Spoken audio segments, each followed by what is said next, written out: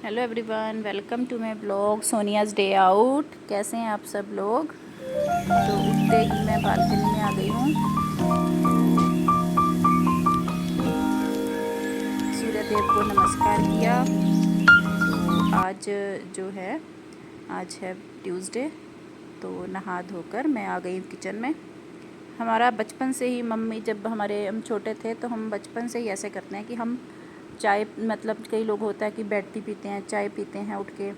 तो हमारा शुरू से ही यही रूटीन रहा है कि हम उठते सार ही पहले अपना फ्रेश होकर पानी पीकर सबसे पहला काम हम नहा धोकर मंदिर में आते हैं, जोत जगाते हैं। उसके बाद हम अपने दिन की जो है वो शुरुआत करते हैं।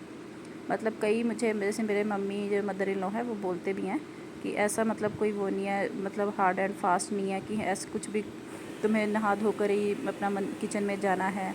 लेकिन ये मैं मतलब हम शुरू से ही इस चीज़ को हमारे मम्मी ने सिखाया है हमें। लेकिन हमें मतलब ये नहीं है कि ससुराल में आकर कुछ चेंज हुआ है या मैं इधर आकर चेंज हुई हूँ, ऐसा कुछ नहीं है। तो मैं शुरू से जैसे ही हमारी रूटीन चलती आ रही है, मैं वैसे ही अभी भी वही फॉलो कर रही हूँ। तो उसके बाद मैंने अपना किचन में आ गई, मैं पूजा पाठ करके पानी पिया। उसके बाद मैं हस्बैंड के लिए चाय बनाने लगी। उनको चाय बनाकर उनको मतलब उठ जाते हैं वो तब तक।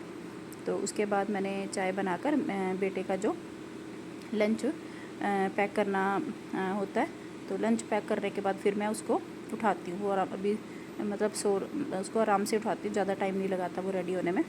तो उसमें मैंने लंच में उसके आज मखाने, बादाम और परौंठी पैक की थी और एक बनाना पैक किया था।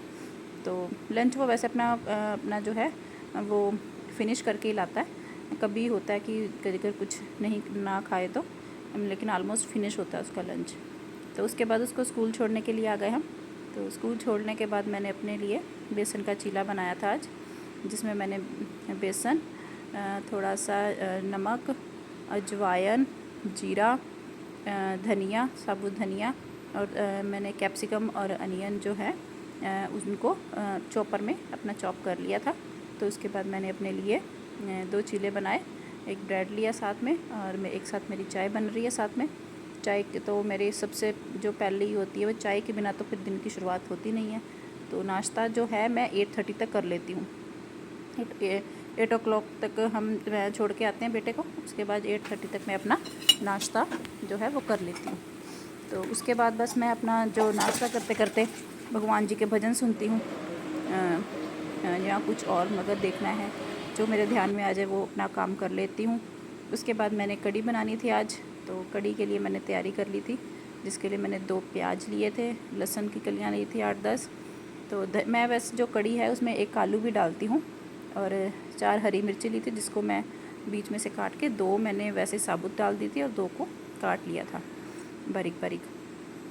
तो बस मैंने तड़का रेडी कर लिए थे। एक साइड पे मेरा जो घी है वो गर्म हो गया था। तो बस पहले हम इसमें जो कढ़ी है उसमें सबसे पहले हम इसमें धनिया, वो मेथी दाना डालते हैं, आधा स्पून के करीब। ज़्यादा नहीं डालना क्योंकि मेथी जो होती है थोड़ा सा कड़वा टेस्ट होता है उसका, लेकिन जो कढ़ी में इस मेथी का जो टेस्ट है वो बहुत अच्छा आता है।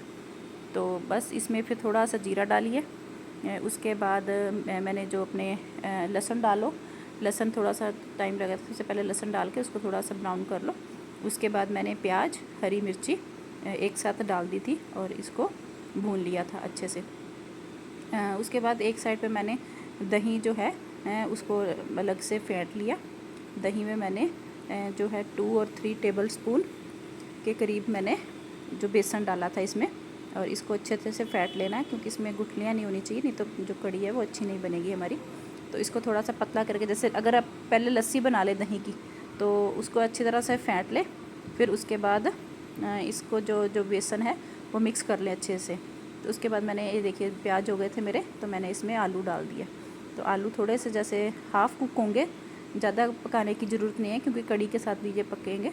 तो उसके बाद मैंने अपनी जो मैंने बैटर तैयार किया था दही और बेसन वाला, उसमें मैंने नमक, हल्दी, लाल मिर्ची, काली मिर्ची ये डालकर बैटर अपना तैयार कर लिया। ये थोड़ा सा मतलब इसको पतला रखना है हमने क्योंकि जो बेसन है वो बहुत जल्दी गाढ़ा हो जाता है।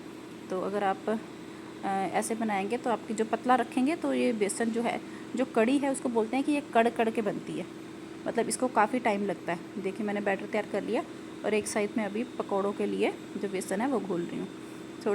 मैं जो पकौड़े बनाती हूँ वो मैं सिंपली बेसन के नहीं बनाती क्योंकि थोड़े से हार्ड हो जाते हैं। तो मैं इसमें प्याज और आलू जो है उसको भी मैं चॉपर में मैं आके दिखाऊँगी आपको कि मैंने बहुत बारीक किए हुए हैं कि वो जो प्याज और जो आलू वाले जो पकौड़े होते हैं वो बहुत सॉफ्ट होते हैं, मतलब वो हार्ड नहीं होते। तो उसके बाद ये अभी मैं कढ़ी को रख दूँगी दूसरी साइड पर।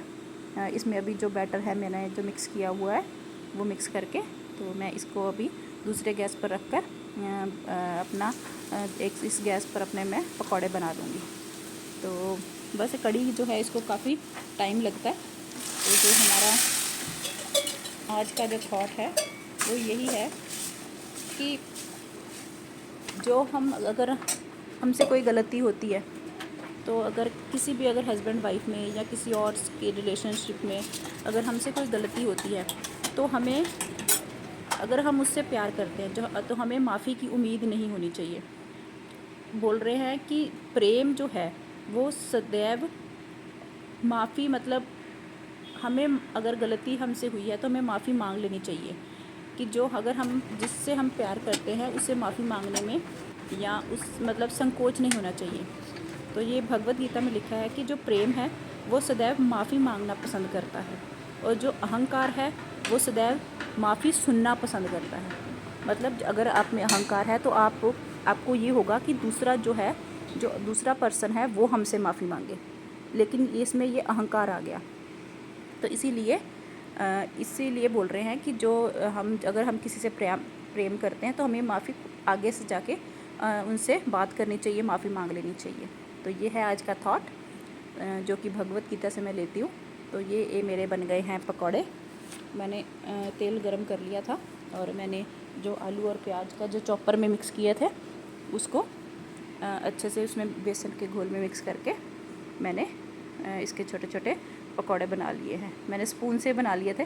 स्पून को आप तेल में डिप करेंगे ना तो उसके बाद जो बैटर है वो आसानी से निकल जाएगा। थोड़ा सा आप इसको स्पून को तेल के बैटर में अंदर घुसाएंगे, मतलब उसके में डालकर रखेंगे तो वो जो बैटर है वो अपने आप वो जो स्पून छोड़ देगा।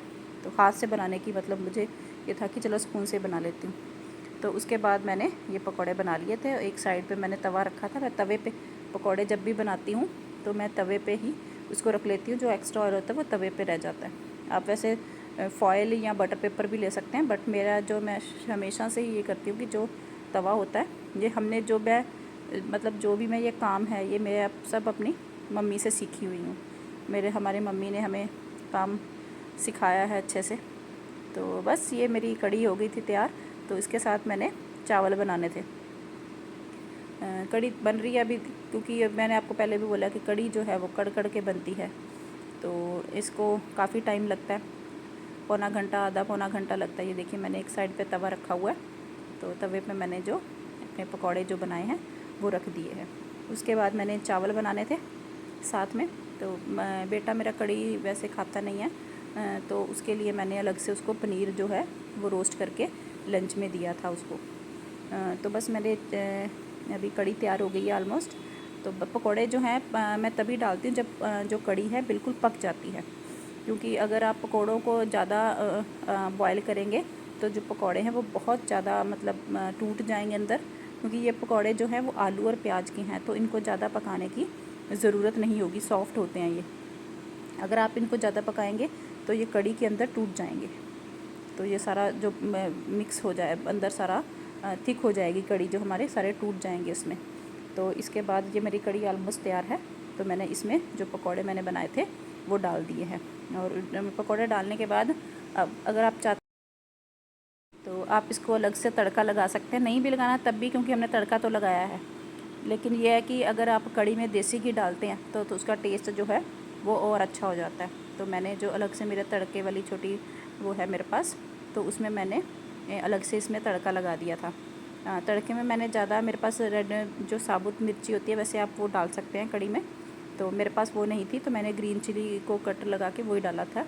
जो ग्रीन चिली है वो खाई भी जाती है, क्योंकि वो मतलब जो रेड चिली है वो ज़्यादातर लोग खाते नहीं हैं। तो मैंने इसमें जो 2 टेबलस्पून देसी घी लिया था, तो इसमें मैंने बिल्कुल चुटकी भर जीरा डाला और एक हरी मिर्ची डाली और थोड़ी सी रेड चिली डाली कि कलर चेंज हो जाए। रेड चिली मैंने पहले ज़्यादा नहीं डाली थी क्योंकि मिर्ची ज़्यादा मैं यूज़ नहीं करती, क्योंकि हरी मिर्ची भी डाली थी कट कट करके मैंने, तो उसके बीज भी, उससे भी वो थोड़ा सा स्पाइसी होगी। तो इस टाइम पे मैंने ये गरम कर लिया था। गरम करके मैंने गैस बंद करके इसमें रेड चिली और जो ग्रीन चिली है वो डाली थी। तो बस ये तड़का हमारा रेडी हो गया है। इसको मिक्स करके बस हमने गैस मैंने इस टाइम पे बंद कर दिया है। लास्ट में मैंने तड़का लगाया था, तो इसको बस ढक के ये हमारी कड़ी जो है वो तैयार हो गई है। तो बस, और आप बताइए, लंच में ये डेली कुछ ना कुछ सोचना पड़ता है क्या बनाएं।